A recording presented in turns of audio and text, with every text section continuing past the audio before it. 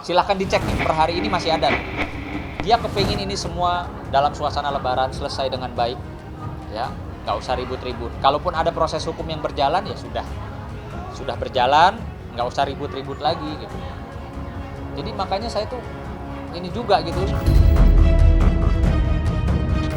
Kenapa sekarang baru kowar-kowar? Karena udah ke pojok. Iya, karena udah tahu apa yang akan terjadi 1 atau 2 minggu ke depan. Iya, seperti itu. Yang niat awalnya itu mau menghancurkan usaha orang lain karena merasa tersaingi. Orang-orang yang terkait, apalagi yang sudah dilaporkan oleh Doktiv, itu sebaiknya nggak usah berkoar-koar, komentar, nyerang orang, apalagi mempermalukan orang gitu. Saya nggak yakin sih kalau siapapun dia orangnya itu siap untuk masuk, ya, untuk berhadapan dengan banyak laporan polisi.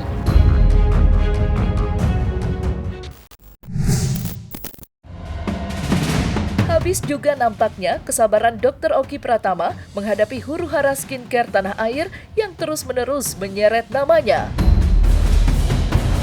Ia usai lama terdiam 1000 bahasa, Dr. Oki Pratama akhirnya buka suara melalui unggahan media sosial. Dalam unggahan itu, Dr. Oki menuturkan harapannya agar kisruh dunia skincare dapat diakhiri secepatnya.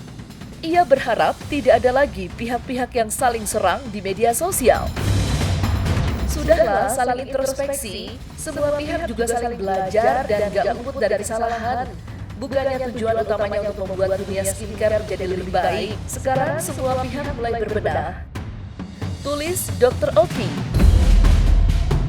Iya, nasib para terlapor dalam kasus laporan Reza Gladys memang masih dinanti-nantikan.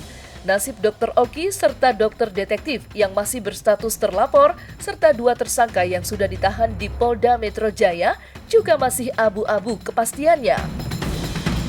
Hal itulah yang juga ditegaskan oleh Dr. Oki lewat unggahannya. Ia berharap biarkanlah perkara ini diselesaikan lewat jalur hukum penyidikan pihak kepolisian, tanpa adanya pihak-pihak yang menggiring opini masyarakat. Kalau masalah hukum, biarlah berjalan sesuai prosedur. Tegas Dr. Oki. Lantas seperti apa Sunan Kalijaga selaku kuasa hukum Dr. Oki menyikapi suara hati sang klien di media sosial? Pada saat saya menerima, ya, ditunjuk sebagai kuasa hukumnya Dr. Oki, saya sudah menyampaikan bahwa Dr. Oki ini orang baik, jauh dari kata sindikat, sehingga, ya, silahkan dicek nih, per hari ini masih ada tuh. Dia kepingin ini semua dalam suasana lebaran selesai dengan baik, ya, nggak usah ribut-ribut. Kalaupun ada proses hukum yang berjalan, ya sudah berjalan, nggak usah ribut-ribut lagi gitu. Jadi makanya saya tuh ini juga gitu, kalau pengacaranya DRG tuh ribut, Dr. Oki harus tersangka, dia sindikat. Hati-hati kalau bicara, nanti kalau nggak bisa dibuktikan dan tidak ada kan putusan hukum selama ini bahwa Dr. Oki itu sindikat dari skincare atau sindikat terkait dengan produk-produk kosmetik, kan nggak ada. Jadi kalau menyampaikan sesuatu itu harusnya ada dasarnya.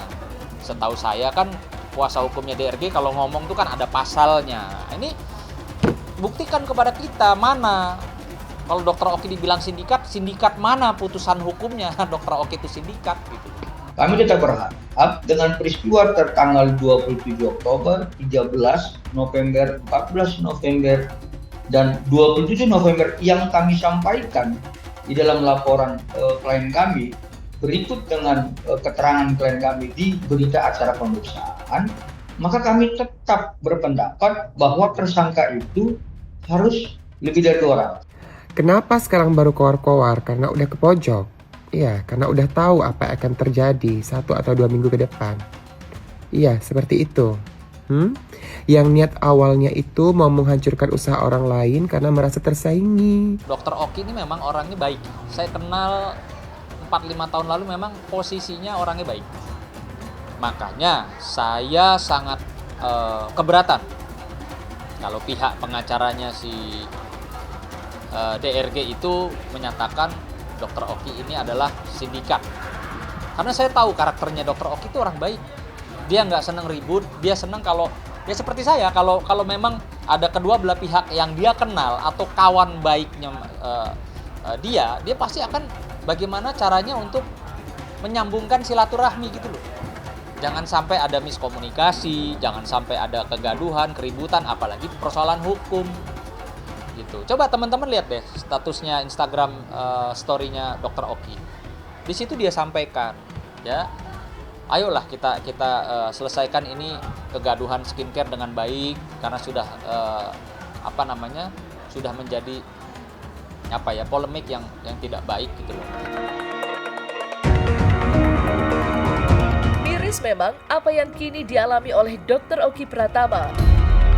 Di tengah kontroversi skincare yang terus menyeret namanya, sang buah hati justru harus dilarikan ke rumah sakit akibat penyakit yang ia alami.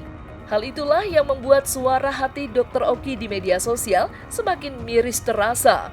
Setidaknya itulah yang dirasakan oleh sang kuasa hukum, yakni Sunan Kalijaga. Lantas, seperti apakah Sunan menanggapi kondisi Dr. Oki saat ini? Tentunya pertama-tama saya juga kaget dan saya ikut prihatin dan mendoakan agar supaya putra dari Dr. Oki segera pulih, karena kemarin infonya masuk rumah sakit. Terakhir dia kasih kabar ke saya, "Abang, maaf ya, saya lagi di IGD rumah sakit, soalnya anak dibawa ke IGD, diare sama panas." Nah, saya juga makanya ikut prihatin, dia kepengen segera lah menyudahi semua ribut-ribut kegaduhan soal skincare. Dia sampaikan juga bahwa sekarang kan netizen sudah pinter ya, masyarakat sudah pinter. Artinya ya udah, kalau memang nggak mau beli produk yang mungkin diduga ada bahan-bahan tidak baiknya, ya nggak usah beli. Jadi Dr. Oki kepingin dalam suasana Lebaran ini ya sama-sama bisa tabayun lah. Layaknya apa yang dirasakan oleh Dr. Oki Pratama, nasib Dr. Amira Farahnas alias Doktif juga masih berada di ambang ketidakpastian. Terlebih lagi, selain berhadapan dengan laporan Dr. Reza Gladys, Doktif juga sudah berstatus tersangka atas kasus dugaan pencemaran nama baik yang dilayangkan oleh Dr. Andreas Henry Situngkir. Hal itu pula yang sempat berbuah spekulasi menggegerkan di media sosial. Pasalnya, berhembus kabar miring yang menyebut Doktif hampir gagal berangkat menunaikan ibadah umroh di Tanah Suci lantaran dicekal oleh pihak kepolisian. Sebuah isu yang kemudian dibantah tegas oleh advokat Sunan Kalijaga. Lantas, seperti apa tanggapan Sunan Kalijaga terkait hal itu? Benarkah kini Doktif sudah dicekal? Nggak ada. Itu jadi gini, kalau untuk tersangka, ya, selama belum ada pencekalan, apalagi terkait dengan ibadah, saya rasa itu nggak jadi persoalan ya, gitu loh. Pihak yang berwenang kan tidak mengeluarkan pencekalan. Jadi saya minta juga udahlah, stop lah, ya. Siapapun itu, tentunya dari pihak manapun nggak usah berkoar-koar atau mendahului proses hukum, gitu, nggak usah. Ya, kalau udah dilaporin, udah diem aja gitu loh. Kalau dilaporin masih koar-koar ya nanti akhirnya ujung-ujungnya bisa banyak laporan polisi gitu. Kenapa kau ngereok sekarang? Kenapa kau senggol-senggol lagi? Kenapa? Karena kemarin kau pas mau umroh, cenah, kau mau umroh kemarin kan? Tapi kau nggak bisa umroh kan? Karena apa? Karena kau tersangka, ya. Kau itu udah tersangka, jadi kau sudah tidak dibenarkan untuk melakukan perjalanan ke luar negeri karena kau takut akan lerong. Paham? Yang tersangka kau itu sekarang sayang. Kenapa kau pengen juga orang lain tersangka? Iya, berdoa-doa aja kau tahajud malam, ya. Sekarang saya mau tanya nih, yang ngomong siapa? Yang ngomong dari pihak kepolisian nggak? Bahwa kami dari pihak kepolisian, humasnya misalnya ya, menyatakan mencekal, ya, mencekal Doktif untuk tidak bisa berangkat ke luar negeri atau kemanapun. Kan nggak ada. Jadi kalau bukan pihak yang berwenang yang bicara, artinya bisa saya katakan nggak usah didengar, itu orang nggak berkapasitas atau asbun asal bunyi. Tapi kalau pihak kepolisian yang menetapkan Doktif tersangka dan menyampaikan Doktif dicekal, ya tentunya itu juga harus diteruskan juga, dicek di kementerian, kan begitu, benar atau tidak gitu. Apa urgensinya orang dicekal? Kan nggak mungkin juga Doktif mau melarikan diri gitu loh, apalagi orang mau ibadah.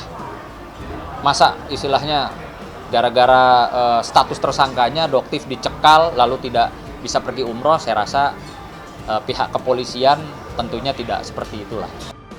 Ingat kan sayang, bagaimana cara permainan kakak? Kakak diam, tapi kakak ini menghanyutkan, ya.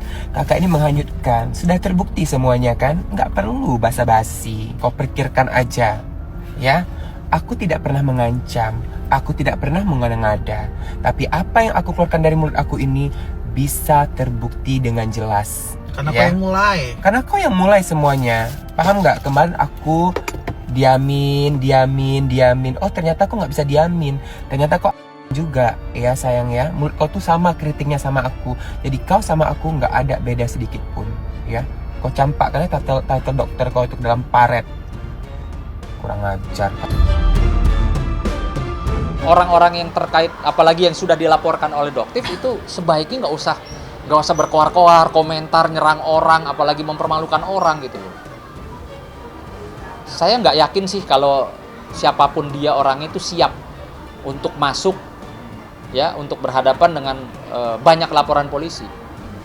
Jangan merasa karena banyak duit mungkin ya, terus jadi merasa kebal hukum, bisa berbuat seenaknya. Hati-hati. Di dunia tuh ada dua, ya. Ada hukum yang diatur oleh undang-undang dan juga ada hukum yang lainnya tentunya. Jadi jangan seenaknya lah. Terlepas dari hal itu, sempat pula berhembus kabar soal status Sheila Saukia atas laporan yang dilayangkan oleh Doktif, di mana laporan itu disebut-sebut sudah berjalan. Sontak saja, masyarakat lantas menyoroti dengan tajam. Bagaimana tidak, dengan berjalannya proses itu, bukan tidak mungkin Sheila dapat ditahan di tempat yang sama dengan seterunya, yakni Nikita Mirzani.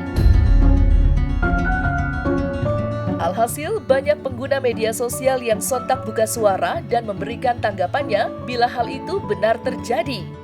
Lantas, seperti apa Petrus Bala Mationa menanggapinya sebagai kuasa hukum Sheila Saukia? Mungkinkah isu yang ramai dibicarakan di media sosial itu benar adanya? Serta bagaimana pula Petrus menyikapi sikap Sunan yang vokal bersuara terkait kasus ini? Kalau Doktif atau Sunan menyatakan kasusnya jalan, kita tunggu saja apakah jalan atau tidak. Karena yang berwenang memberikan penjelasan resmi bukan Doktif, bukan Sunan. Sunan itu sama saja sebagai pengamat hukum saja.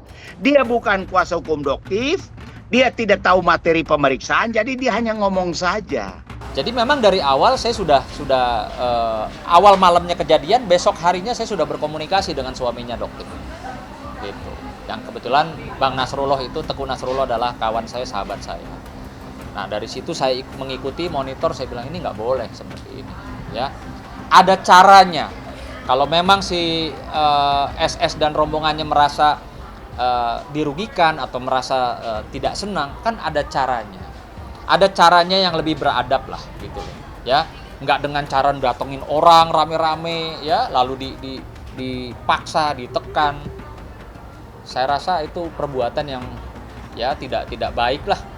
Gitu loh. Yang siapapun sebagai seorang suami pasti marah kalau melihat istrinya diperlakukan seperti itu. Nah, adapun kemarin Doktif juga sudah mengirimkan ke saya laporan polisinya dan saya terus berkomunikasi dengan pihak penyidik Polda Metro Jaya bahwa kasus ini terus berjalan. SS masih sebagai saksi, apalagi yang dilaporkan itu perampasan kemerdekaan. Di videonya itu yang hanya mungkin 10-20 menit itu, ada nggak perampasan kemerdekaan? Perampasan kemerdekaan itu artinya orang dikurung, dikekang di suatu tempat dengan jeda waktu yang lama. Sehari kah, 2 hari kah, Ini hanya 10 menit aja di mana dikekangnya. Teori hukum dari mana? Perampasan kemerdekaan menurut hukum pidana, seseorang yang tidak bisa bebas melakukan suatu perbuatan. Dia terkekang dalam jeda yang lama. Sekarang hanya live 10 menit kok dibilang merampas kemerdekaan. Ya namanya kita kan ada proses hukum ya, kita harus jalani. Harus menghormati ya. Kita terlapor, kita yang melapor, kita harus jalani itu. Tapi kalau dari hati ke hati, lillahi ta'ala saya udah memaafkan semuanya. Misalkan umpama kalau SS ditahan itu nanti bareng Niki. Kayak mana itu? Apa nggak meledak-meletup? Kepikiran nggak,